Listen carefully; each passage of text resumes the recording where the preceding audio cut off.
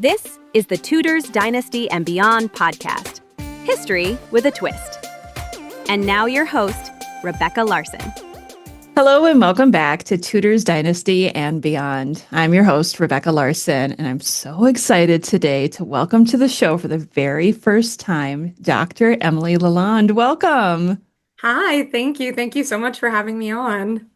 So I recently saw a post that was shared on Instagram by Dr. Estelle Perronc about your PhD thesis and the topics, and I got so excited because you wrote your thesis on two pretty amazing women. And maybe before we go into today's topic, you can tell everybody what your thesis was about.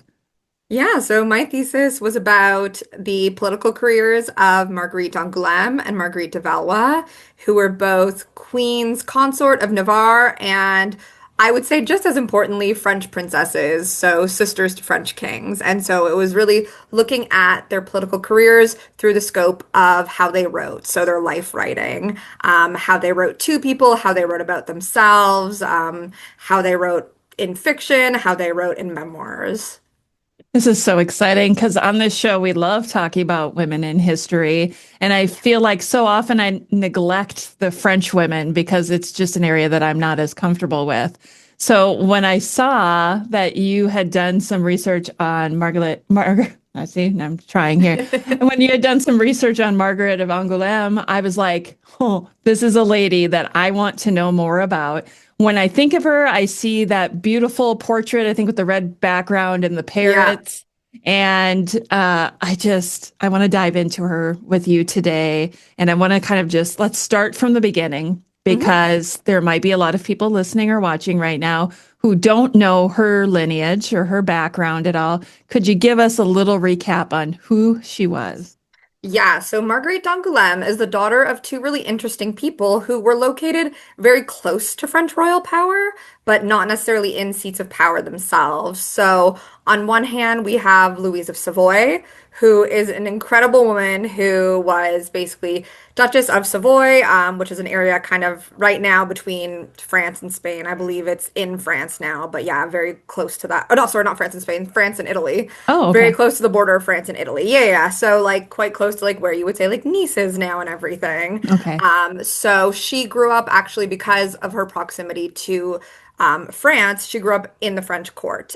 She grew up in the court of Anne de Beaujeu is her name, or Anne de France, who was the regent of France for her younger brother.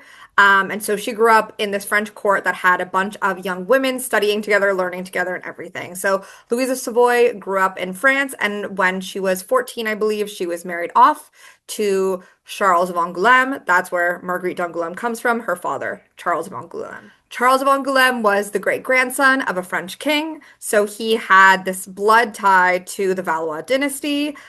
He was basically very close to the line of the throne at the period of time that we're talking about. The dynasty was really starting to struggle. I mean, when Marguerite was born, the French king, I believe, was... Let me just look this up so I don't get the wrong Charles because we have so many Charleses at the time. We have It's like when we talk about English history, we have a million Margarets to compare. I know, and here we have so many Margarets as well, but those I'm a bit more familiar with. I'm always more familiar with the women than the men. Yeah, me too. Okay, great. So Charles VIII was King of France at the time, and so he was that younger brother of Anne de France, who I was talking about. And so he didn't have a male heir. So at the time, next in line was his cousin, who was Louis the 12th, or who would become Louis the 12th. And so again, Louis the 12th, you would see struggled then to have an heir as well. He had two surviving daughters. And so that was it. Like there was no real male French heir from the direct kind of Valois dynasty. And so what happens is Charles and Louise de Savoy marry, and then they have two children. Their first child is a daughter, Marguerite d'Angoulême, and then she has a younger brother, François d'Angoulême. basically from the beginning. It's really a small contained environment. They live kind of out in the countryside. They're not at French court. And what's really scandalous about where Marguerite grows up is that her father has his mistress living with them and his mistress's children being raised alongside of them. Hmm. Yeah. So Awkward. it's a very awkward, very interesting family dynamic, but at the same time, and I mean, you really kind of have to commend Louise of Savoy for that. She seems to have gotten along quite well with the mistress. And again, like even after Charles d'Angoulême dies, Louise kind of keeps his mistress in her household, keeps the children together and everything. So as awkward of environment it is, it also seems to be quite loving in its own way. So that's who Marguerite is. She has the blood of basically French kings through both parents, multiple generations back, but most especially through her father. Mm. And I love it because I feel like most of the time people know her because of who her brother was, Francis Yeah. the First, and that's a shame because she was her own person in her own right. And we're gonna delve into that more today because I think I Yeah. learned a lot more about her. One of the things that I found a little bit interesting, you mentioned that she got married in 1509, right? Yeah. And so, of course, then I'm thinking about Tudor history, and 1509 was significant because that was the year that Henry VII died and Henry VIII became king. And, he was with Catherine of Aragon. And Yeah. this is the same time she is getting married. I don't know if maybe, could you paint a picture of what things looked like in 1509 in France? So in 1509 in France, you have this kind of I wouldn't say necessarily completely stagnant society, but it's not as kind of flashy as and exciting as the court of like young Henry VIII would be. And so there's a lot of parallels that get drawn between Henry VIII and François I because both of them become these young, virile men, like really bringing like kind of glamour and glory and glitz and all of that to their respective courts. So at the time in 1509, the French court is quite a quiet place. I mean, we have Louis the XII, who's king, and then we have Anne de Bretagne, his queen. She is this amazing woman also who is such a powerhouse, but was quite a pious and dour woman. So their court wasn't really at the vanguard necessarily of kind of culture at the time.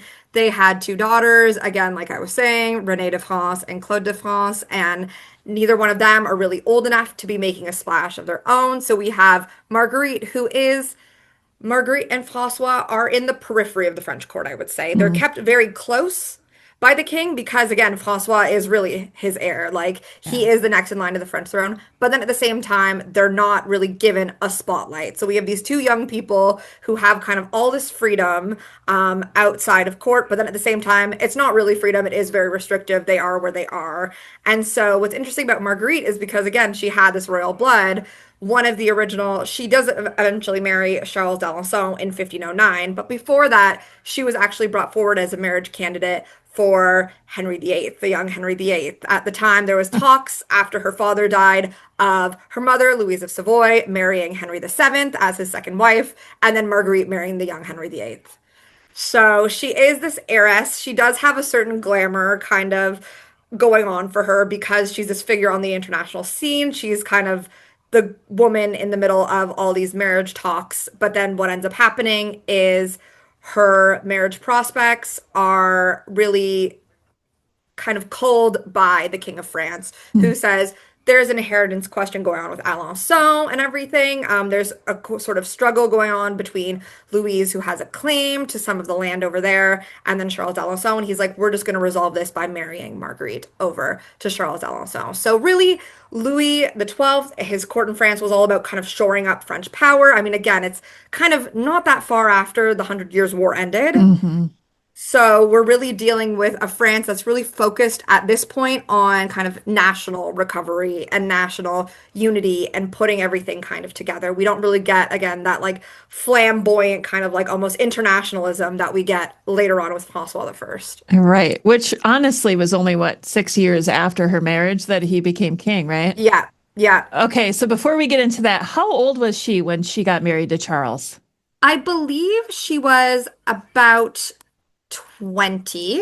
Oh, okay. So she wasn't a kind of notoriously young bride. She was about, I would say, let me get my numbers straight. No, she was 17. So again, she was young, not quite as young as we'll see some of the other kind of players in these stories. I mean, again, her mother was married when she was 14. Yeah. So Marguerite was a little bit older, not at all like approaching like old maid territory or anything. This was a totally normal time for a woman to get married. But just for her, it was quite difficult. She spent her childhood really in this weird environment where she's with her brother and her mother, and then also for some time her father's mistress and those children kind of kept under lock and key by the French king, this and that, kept close to royal power, but not actually there, but still close enough to court. And then her brother also has all these young, dashing, glamorous men kind of around him, like um, we have Anne Montmorency, who becomes really a huge figure later on in the reign of Francois. We have the Seigneur de Bonnivet. We have all these, again, dashing young men around Francois. So Marguerite is used to a certain lifestyle like that. Hmm. And then what happens is in 1509, she's 17. She's really kind of like at the cusp, I guess, of adulthood at the time, even though, again, like right now, you're like, well, she's just a teenager. And then all of a sudden, all this excitement, all this kind of waiting on like tetherhooks to see if her brother is going to become King of France or not, kind of all comes to a halt because she's married off to Charles d'Alençon, who lives far out from court, who is not really involved in a big way, is not a big name player. And so this kind of promising career, again, this woman who's used to being around, or this girl, I should really say, who's used to being around all these kind of like burgeoning stars of the French court, Yeah. all of a sudden is married off to someone who A is not like that himself, and then B would not be around those kind of people either. Oh, must have been such a change for her, like just a shock to the system. Huge change. I mean, what's really interesting that happens is that she moves into his castle with him. And there's this really good book by Ruben Chalakian and Patricia Chalakian, and they really write about Marguerite's development kind of emotionally through her writing. I believe it's called Mother of the Renaissance, or Mother of the Reformation, sorry. And she, at the time, became really good friends actually with her mother-in-law. So her mother-in-law becomes this kind of real source of support for her while she's away from court. She grows very close to her mother-in-law, and her mother-in-law is a very spiritual woman. And this is really where you see Marguerite, I think because she's away from all the excitement from all, I mean, she was super educated. She had all access to all these books and everything. And then once she leaves from the Loire Valley, she doesn't have access to these same things anymore. She turns to her mother-in-law, who becomes her confidant, who is very spiritual. And then Marguerite herself starts to become quite spiritual. Oh, I love it. Yeah. She is so fascinating. Like the more I learn Yeah. about her, I'm like, she was an amazing woman that we don't talk about enough. So I'm just so glad that you're here today to talk about Cool. her. Thanks. So I want to get back then to Francis the First becoming King of France Yeah. and Marguerite returning. Like she Yeah. is at court. How did that even come about? Because you would think she's married, she has this husband, the husband rules everything, right? That's just how it was in the 16th century. How I do, is there any evidence of how she was able to convince her husband? I mean, the situation really was that by the time that Francois became king, she didn't really need to convince her cousin because her brother was the king. Her brother was the one who wanted her there. Like, what you really need to understand about Marguerite, and what I think a lot of people do understand about her, obviously, is that she was very close to her brother. Again, they grew up in this situation that really only the two of them and their mother could understand. Mm. I think there's a lot to say about how both him and their mother depended on Marguerite and how Marguerite depended on them. I think, when we're looking at the period of time before Francois became king and they're all really waiting, and it's like everybody's kind of fortunes depend on Francois. At the same time, everybody's depending on Francois, but who is Francois depending on for emotional support? That's his sister. That's kind of, his best friend. You're growing up together, you're very Yeah. close. No one else can understand what you're going through. Obviously, at this huge moment of victory for you, of glory, who do you want to be with? Your best friend, your sister. Obviously, his mother's there. Louise is always going to be there. She was super close to her children. Both of them, even though obviously at the time, I mean, she was closer to Francois, as you kind of have to be as a mother at that time. Again, all your Yeah. prospects, all your other children's prospects depend on that son.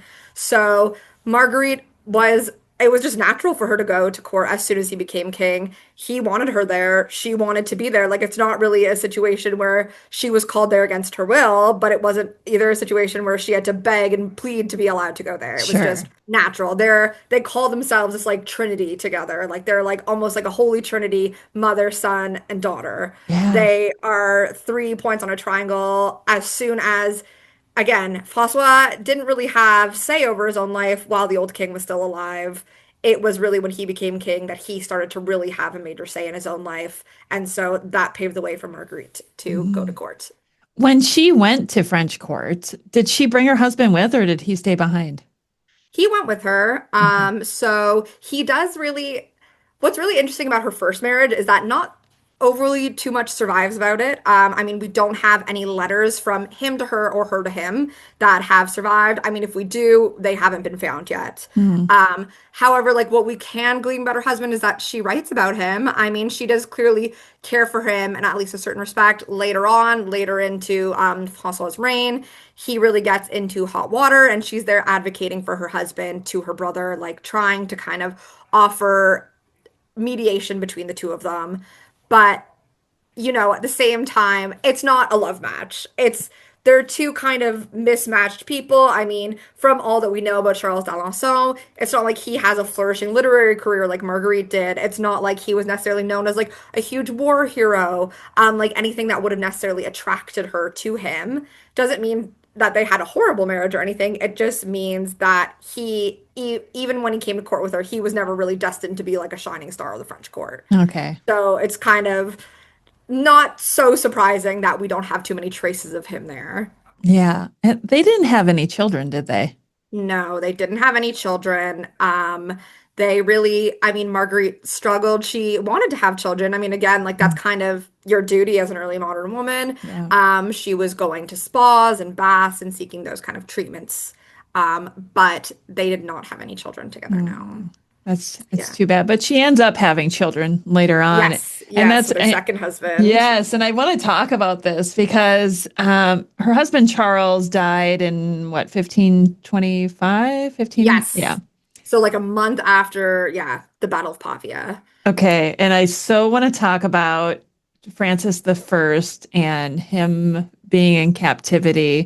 Mhm. And before, because I really want to talk about her involvement and all that, because that is just, it's mind blowing to me because that would have never happened in England. But I think, um, can you elaborate a little bit on why, like what happened to Frances? Why did she end up being involved? So Francois ends up he's embroiled in these Italian wars on the peninsula. I mean, it's through Italy, but it's really about the balance of power in continental Europe, with the Holy Roman Empire, which is getting huge. I mean, obviously, this is at the time really where Charles V is becoming a massive, massive figure on the international scene. Yeah. So Francois, like I was talking about, the previous French court was very much focused on France itself.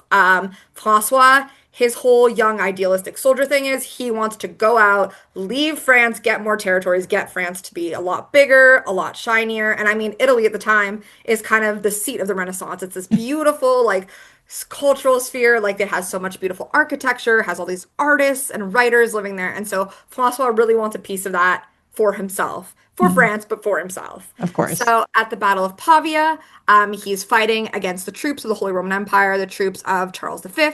And there's just a catastrophic loss on the battlefield.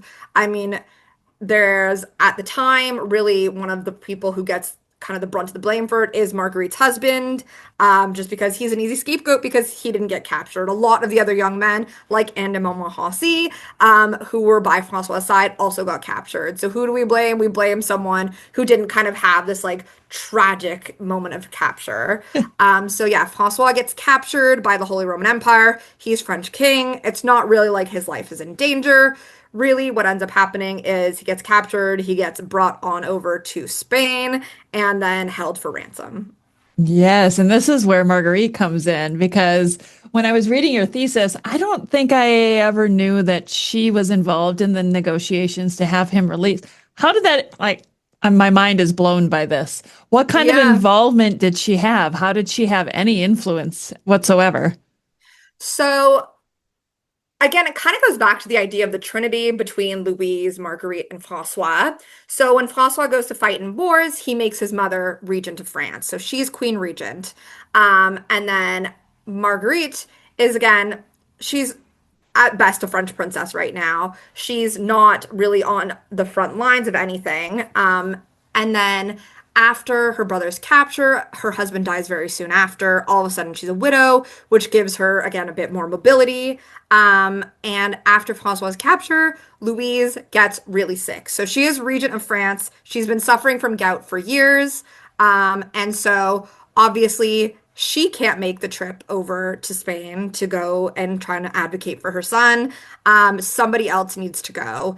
And again, all these kind of bright young things around Francois are all in captivity with him. Like, there's really, obviously, there would be other people, but there's no one kind of on the level of Marguerite. And also, there's no one who has kind of Francois's trust yeah, she does.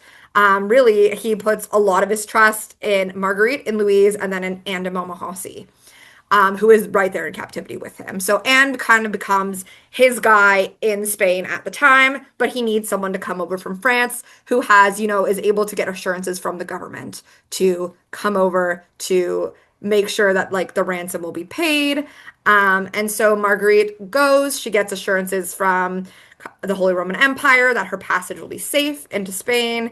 And she goes, while she's journeying there, Francois gets really sick in his captivity. And then it really becomes a race for Marguerite to be by his side. So something that I feel like is really underexplored about Marguerite is she was very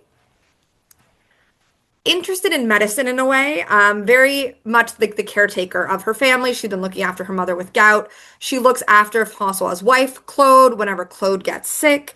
Later on, she'll look after Francois's daughter-in-law, Catherine de Medici, when she's sick. She is always kind of the nurse at the sick bed. So she has this very close tie to her brother. She's racing to get there to nurse him during his sick bed. She does that. I mean, Francois kind of attributes his recovery to her. Again, whether that was anything she actually did or just her being there, some kind of moral support. That's important, but that's not all she really does there. She's not just the nursemaid, not saying that being a nursemaid wasn't hugely important, but she also meets with Charles V a bunch of times to speak with him and his counselors to start talking about peace terms and to start talking about the release of the king.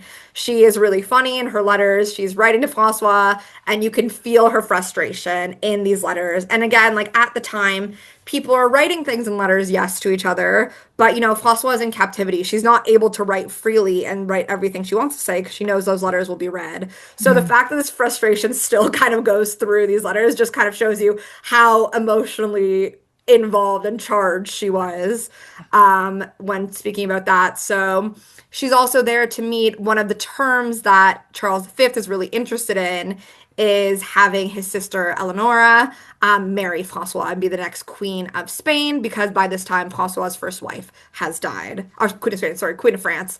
And at this time Francois's first wife has died, so there's a vacant spot basically.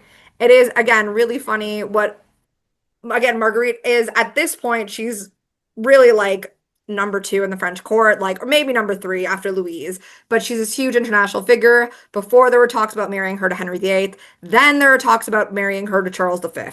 Obviously that never comes to fruition, but again, she is kind of seen, yes, on one hand as this like great negotiator, as this nurse, and then also as a marriage prospect. So bringing her over there kind of is also a way to say, okay, here, balls in your court. Yeah. Would you say that this was like her first diplomatic mission? Yeah, it was her first and only one really outside the borders of the French Okay. kingdom, which is huge. Like women didn't usually do that. Women traveled for diplomacy in terms of marriage, like when a foreign princess would marry a foreign prince. Yeah. But they didn't really travel as diplomats, as advocates for her. Yeah, she traveled again within France at the very famous meeting, the Cloth of the Field of Gold. She Yes. is there. She's there when Francois meets Henry VIII and Catherine of Aragon. Marguerite is right there. Queen Claude is there too, but she is very pregnant, as she usually was. Poor Queen Claude was always quite pregnant, which is also why Marguerite took on a lot of traditional roles of queen consort, because Francois's actual queen was just constantly in childbed. So that space was kind of opened up for Marguerite in that sense. So yes, she had been a bit of a diplomat before working at these events within France, but this is her first time ever traveling outside of France as a diplomat and treating kind of directly with a foreign monarch on her own. Yes, as representing the king, but she is there on her own doing that. Right. So she likely had some communication with Catherine of Aragon as well. Yeah, yeah, definitely. They definitely met at the Field of Cloth of Gold. Um, Thereafter, who could really say? I mean, again, one of those really unfortunate things where you just don't have the sources. Wow. But yeah, Marguerite communicated with a lot of women, and she was in communication with the English court quite a bit. She especially hit it up with Wolsey, with Cardinal Wolsey. Her and Wolsey really hit it off. At one point, he was calling her like his adoptive daughter and everything after that What? meeting. Yeah, they Wow. really hit it off. He thought she was like brilliant. So the English court know of her Yeah. again based on the fact that she's written to the king and she's written to Colonel Wolsey. She probably was in some form of communication with Catherine of Aragon. Also, then obviously Marguerite is in constant communication with Catherine of Aragon's nephew Charles V. So Yes. Yeah. Oh, her life is so interesting to me. yeah. So we mentioned 1525. We mentioned her husband dying, and now she's free to marry again. Yeah. And I'm so intrigued by the idea that she ends up marrying somebody that was held captive alongside her brother. Can you go into that? Yeah, so she gets married to Henry d'Albret, who is King of Navarre. Navarre is this really, it used to be a bit of a bigger kingdom, kind of spanning both sides of the Pyrenees, the mountain range between France and Spain. And back in 1512, it was the whole Spanish side was basically taken over by Spain, which just left the Kingdom of Navarre as this kind of little rump kingdom just on the French side of the Pyrenees. So Henry d'Albret is this king with a very small kingdom. He grows up really alongside François again. He is 10 years younger than them, but he is educated in these same circles. He is one of those, again, like kind of bright stars, upcoming stars of the court of France. So he goes and he fights in the war alongside François, is taken captive as well, is kind of a close, maybe not super close, but close friend of the family. Interest. Okay, so what's the benefit then to marry her off to him? So again, you have to think of it kind of as part of Francois's strategy is he wants to make France bigger. He wants France to be bigger, more international. He wants France to have, he basically wants everything that Charles V has. He wants to be Holy Roman Emperor. You know, like he wants all of that. He wants that big Yeah. European empire. He wants France to be the power in Europe. And so with Navarre, because again, it was only 1512 that they lost those Spanish holdings, there's this kind of dream of having the bigger Navarre back together again. So on one hand, the idea that he could do some sort of territory grab into Spain, very tempting to him. And then on the other hand, if that doesn't work out, marrying Marguerite there, I mean, it's great territory. Again, it's its own independent kingdom. Maybe one day could become a part of the French crown. At the same time, he's giving more resources to Navarre to guard that border. So really, it becomes, yeah, about territory. It's all really about territory. And then also, I mean, you can't really. Marguerite, again, was floated on the marriage market. She definitely had some say in who she wanted to marry. And she, by all accounts, was really happy to marry Henry d'Albret. Like, if he wasn't her top choice, I would be surprised. You know, he's young, dashing. He's one of those boys that grew up with her brother that she was exposed Yeah. to really early in her life. Like, he is basically, I think, what she would have pictured for herself as a kind of ideal husband. I'm seeing so many similarities here with Francis I and Henry VIII. And of course, Henry VIII wanted France for himself. He wanted to expand his empire. And then when we look at Henry VIII's sister Mary Tudor marrying Louis the XII, and then after Hmm. he dies, marrying Henry VIII's good friend Charles Brandon. Yeah. So Yeah. a lot of parallels going on here in these two women's lives. Yeah, exactly. And then you remember like Louis the XII was that French king that was king before Francois the First.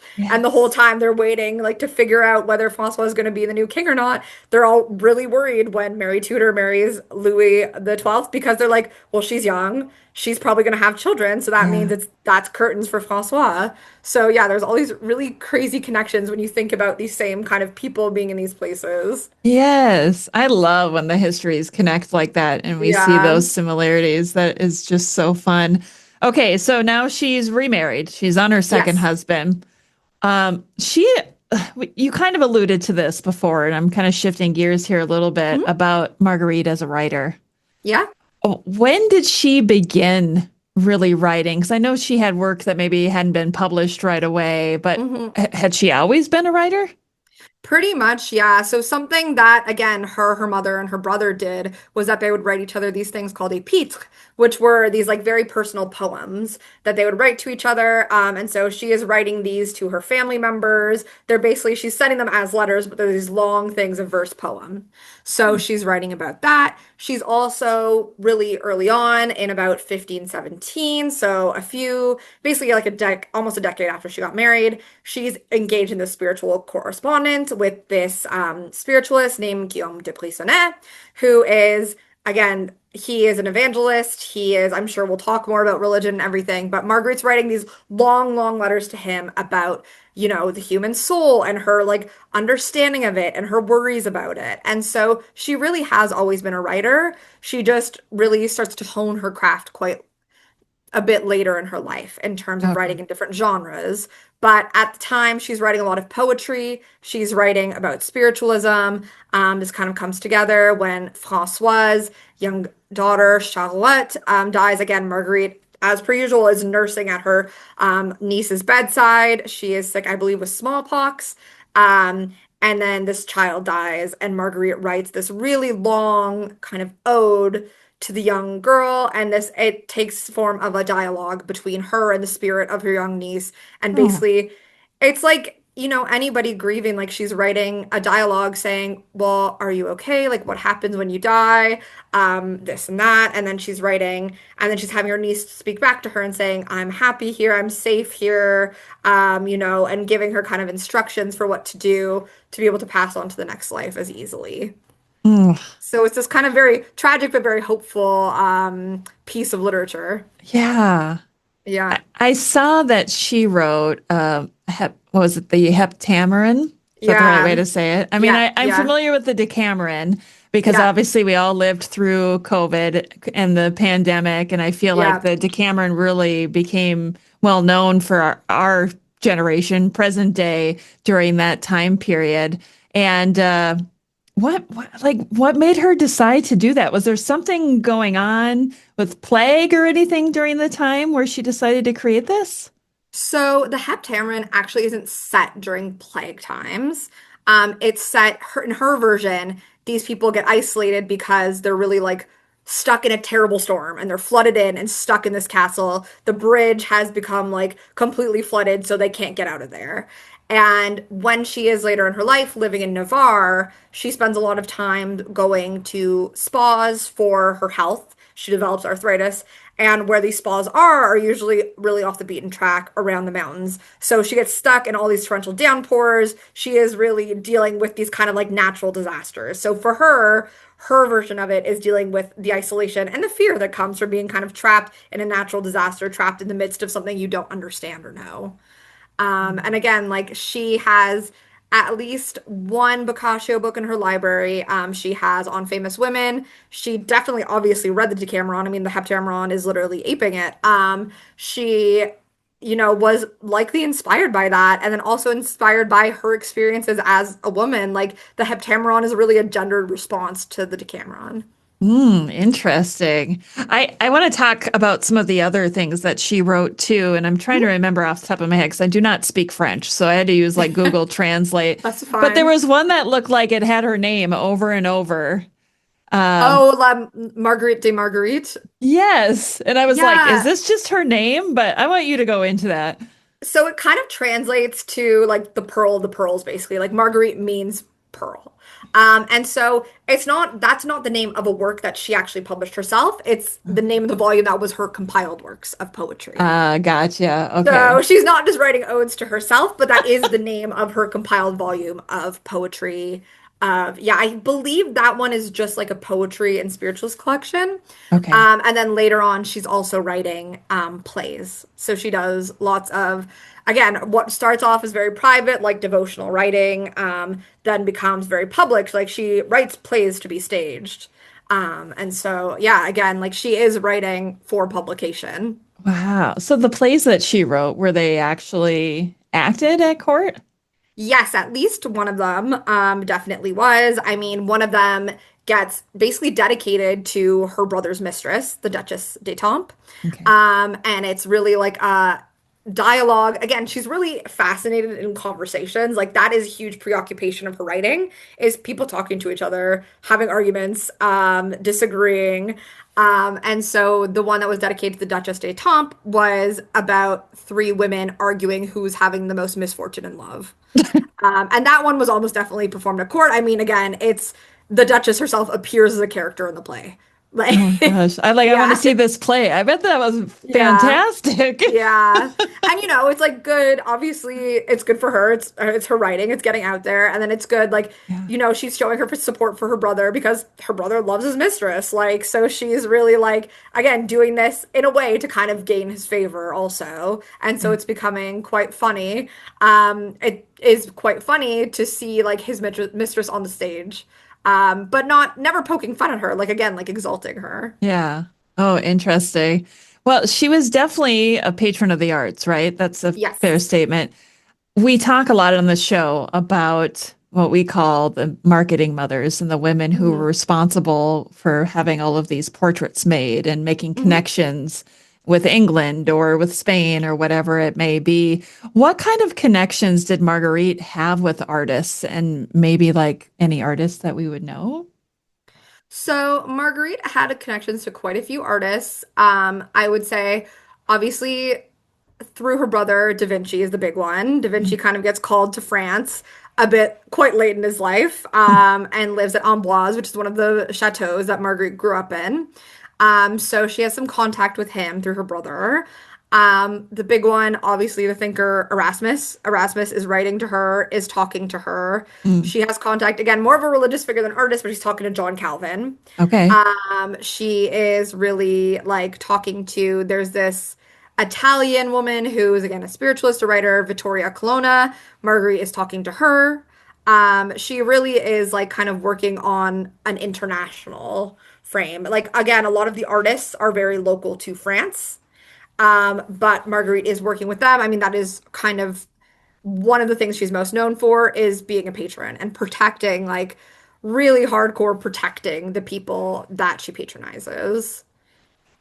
It's so important when we look at these women in history who had so much involvement in the arts. And I feel like for so long nobody was talking about it. And now I'm so glad to hear that we're hearing about more of these women from history who were so involved in diplomacy in the world of art. It's my I feel like I'm speechless because I don't No, even I don't it's really cool. And like I love what I love about Marguerite is yeah, she's an artist herself, but she also so much like prioritizes other people's art. Like yeah. that is again a major interest of hers. She grew up in the middle of this giant library collected, I believe, by her grandfather, and then added to by her mother, added to probably by herself as well. Like Yeah. this is her and François as well, like really become huge patrons of the arts. I mean, when Marguerite moves to Navarre with her husband, she really takes the charge of modernizing their chateaus in Nérac Mm. and Po into these kind of Renaissance chateaus instead of these a bit gloomy like stone fortresses. Yeah. Oh, that's awesome. So I'm curious, and I feel like maybe I've heard something about this, but I'm going to ask you because you know her better than I do. Did she have a connection with people like Margaret of Austria? Yes, she did. So Margaret of Austria, I love Margaret of Austria. She's very Me too. cool. And so what's really fun about Margaret of Austria is that she actually grew up with Marguerite's mother, Louise of Oh, Savoy. They grew up together in the French court. So Margaret of Austria at the time was potentially going to marry the heir to the French throne. So when Marguerite is growing up, she's kind of there. Charles the Eighth that I was speaking about, his sister Anne de Beaujeu is his regent. He's young. Margaret of Austria is potentially going to marry him.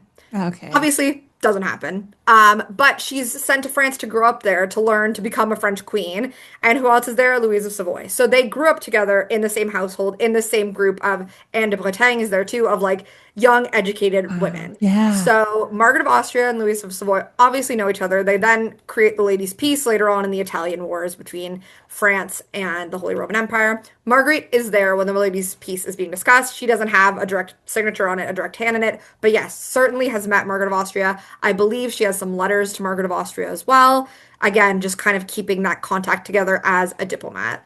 Yeah, I always feel like when you have women who have a little bit of power, you can see the connections, how they're like talking behind the scenes. It kind of reminds Exactly. me of Sarah Griswold's book, Game of Queens. Oh, such a good book. Yeah, that was the one where it really opened my eyes. And I Yeah, thought, oh, these women were all in cahoots together to try yeah, and solve all these men's problems, yeah, basically. yeah, Well, yeah. okay, yeah, exactly. Yes. Literally, That's really what they someone were. had to do Yeah. it. Well, it always seems like the men were so anxious to go to war or so anxious for conquest, and the women were sitting back going, well, this is not a very good idea. We can solve this in a more diplomatic way without fighting. And No, you just have like, and especially at the time, like you have these three huge egos, these three like youngish men at the time, at the beginning of their reigns, yeah. starting out, and they're all desperate to prove themselves, like Charles V, François the and Henry VIII. They're all, yeah, just desperate to be kind of the king of Europe almost. Obviously, not actually like taking control of every European country, but being known as the one with the most power in Europe. And obviously, we Yes. know what happens that it's Charles V in Yes. the end. But yeah, that obviously creates a lot of teeth gnashing for both of them. And there's Yeah. the whole system of alliances being broken and started and broken and started Mhm. between these three kingdoms. And then you have the women who are just trying to mend the fences a lot of the time.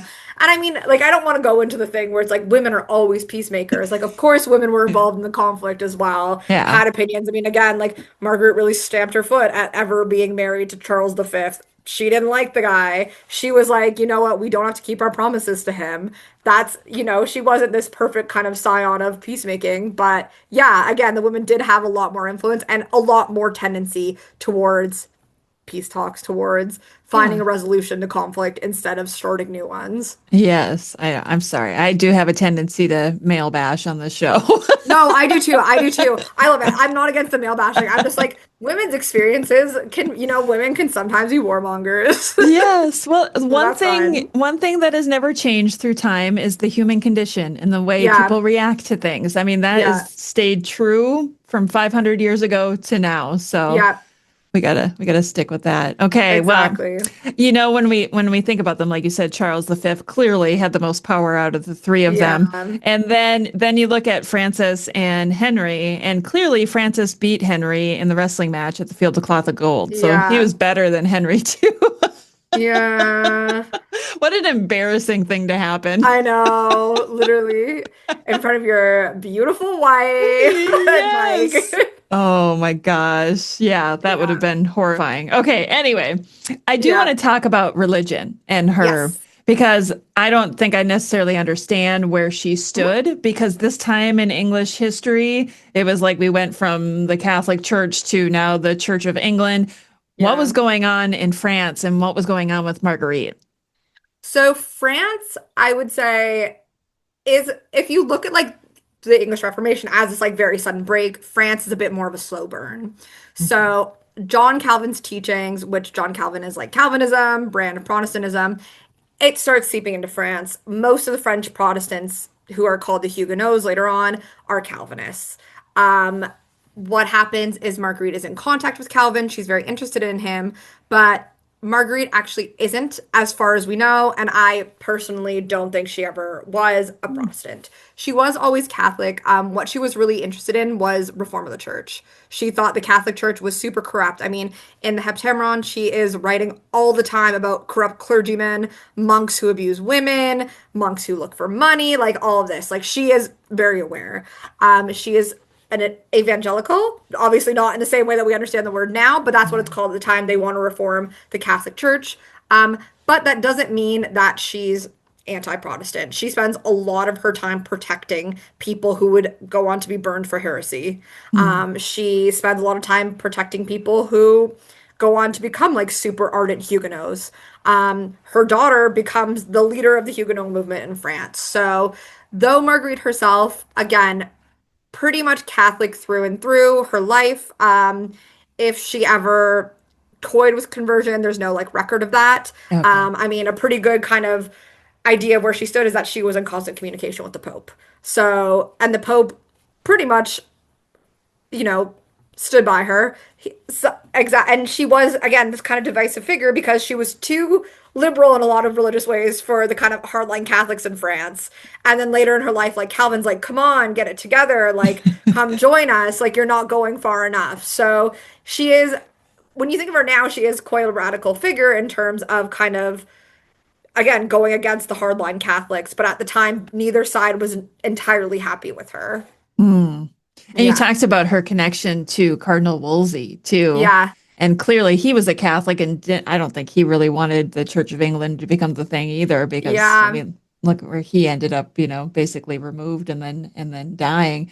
Did Yeah. did she ever comment on him during that time of his downfall? There's nothing. No, not as far as I know of. Okay. Um, yeah, no, not as far as I know of. And I mean, yeah, again, like she, oh, I just had a thought and completely lost it, but she's just so interesting because again, she is putting herself out there to save a bunch of reformers. Like she is in some ways putting herself in really untenable positions when her brother has to really appeal to these hardline Catholics. And then here comes Marguerite, who knows her brother loves her and like basically like going on like hand and knee and begging for the lives of people that would be burned otherwise. And I mean, she is like really, this is what I was going to say. What I find really remarkable about her is that she is someone who, while deeply religious, like it's not like she was an a-religious person, was also very tolerant, it seems, of Mm. kind of most sides. Obviously, very strong against hardline Catholics and again the corruption that she saw in the church. But then at the same time,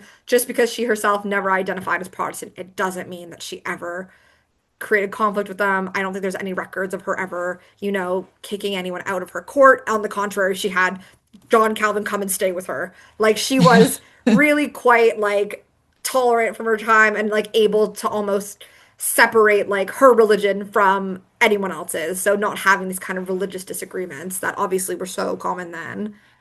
Oh, I appreciate that about her. When you Yeah. see these people who were open-minded when it was such a divisive time when Yeah. it came to religion, that's really respectful. I really. Yeah, no, she was like constantly again like most sh people seem to dislike her for her stance more than she ever took actions against anyone. Like she again was having people on both sides saying, "Why aren't you on our side?"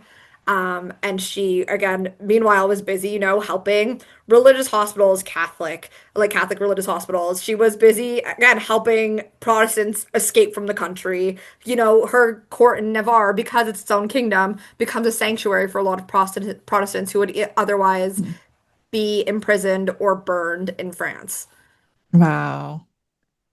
She, I feel like Yeah, I really I need to finish reading your thesis because now I'm like even more interested in her and I want to know so much about her life. And, yeah, we don't have an endless amount of time to talk here, but yeah, I feel like I know her a little bit better now yeah. than I did before. Before we get going, though, I do want to talk about the fact that she did become a mother, didn't she? Mhm.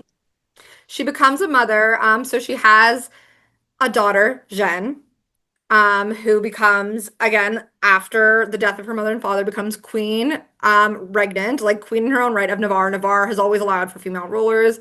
Ellie Woodacre has done like amazing work on Mm. queens of Navarre. And so this is a legacy there. But yeah, so she has a daughter, Jeanne. She has a son, Jean, as well, who doesn't survive long. Like he Oh, dies as an infant. So that's, Marguerite, like so many other people who go into mourning at that point, when her son dies, she only wears black for the rest of her life. She is quite devastated by it. She has at least one miscarriage. Other than that, again, what is interesting about her as a mother is that she does have these maternal instincts. I mean, She has her first child when she's 30, which at the time was quite late. Yes.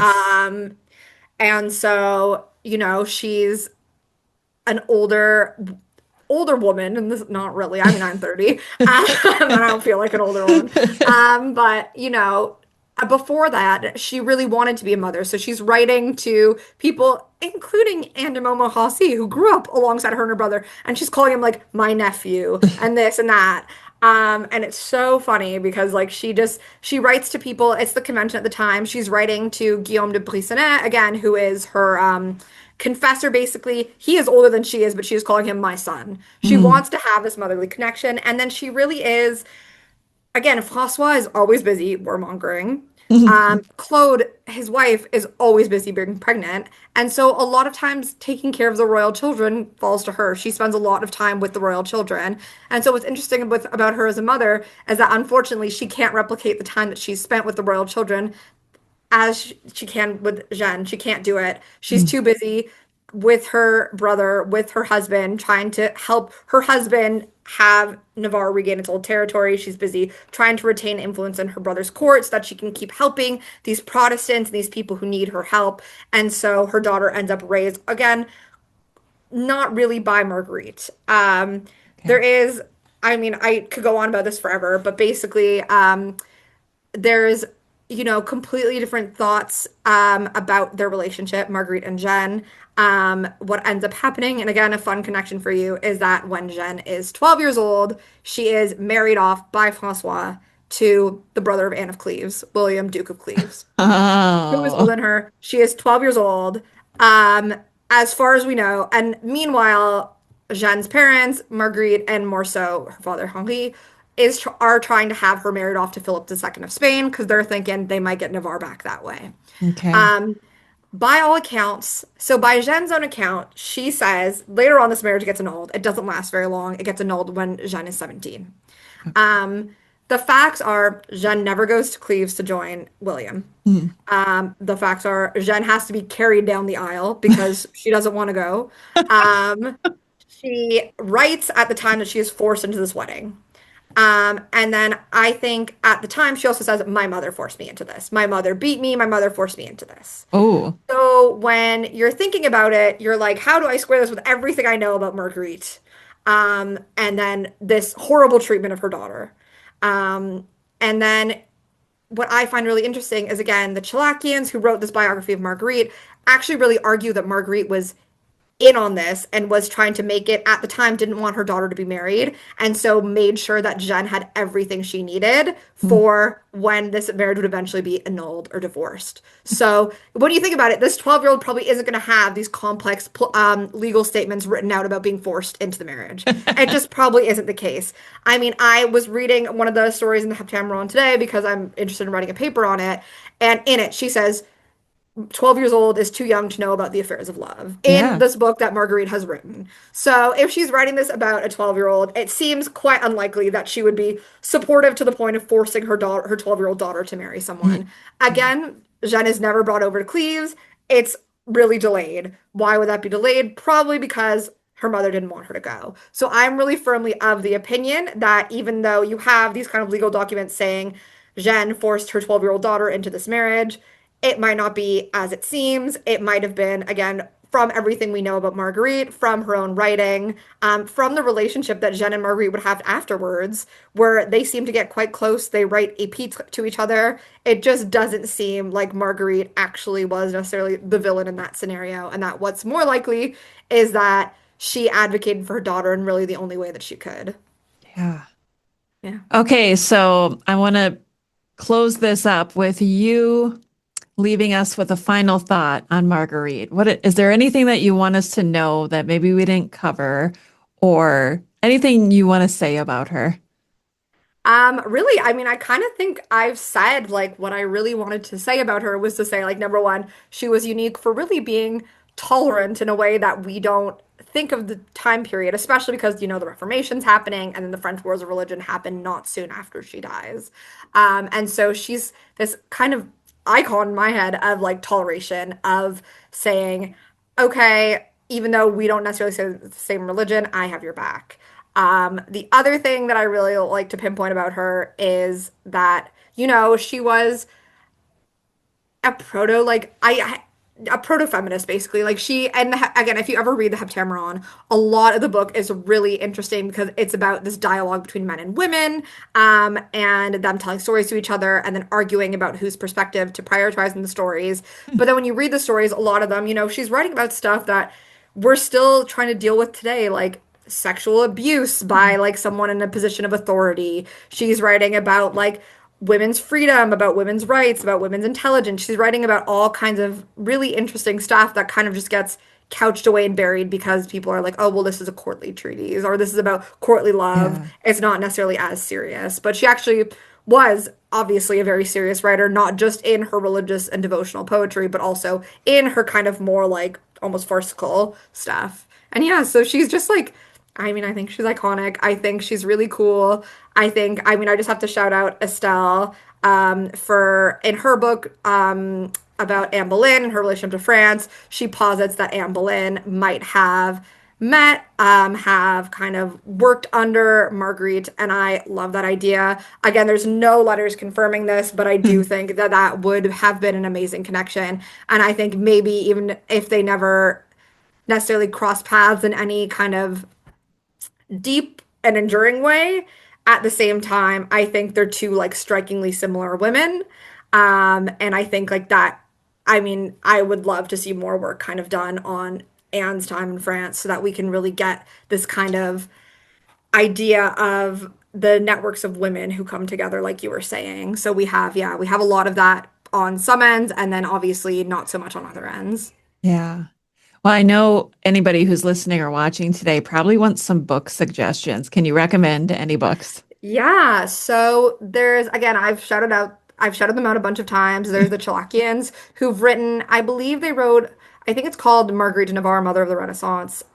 They also, Patricia Chilakian wrote a really interesting book. It's more of a literary study on rape and the writing in the Heptameron. So again, like we didn't even go into this, but really, like, one of her theories is that Marguerite becomes really preoccupied with sexual assault because she might have been a victim herself at some point in her Mm. life. So again, really interesting to look from like our current point of view at those books.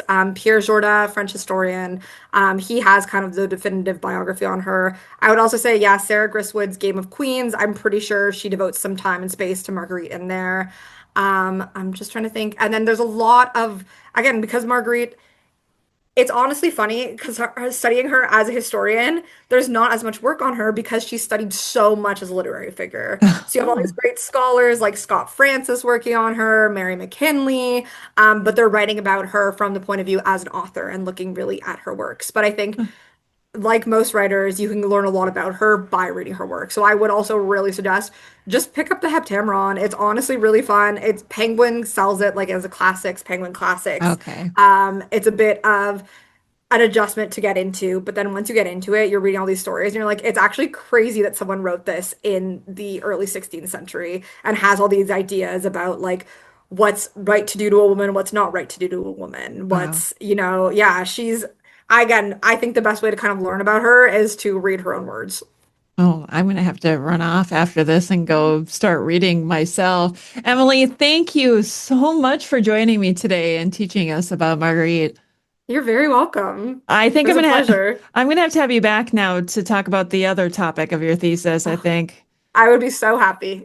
Wow, we'll make it I happen love talking because about them. yeah, they're fascinating. They really are. And you did such a great job today. So thank Cool, thank you. you.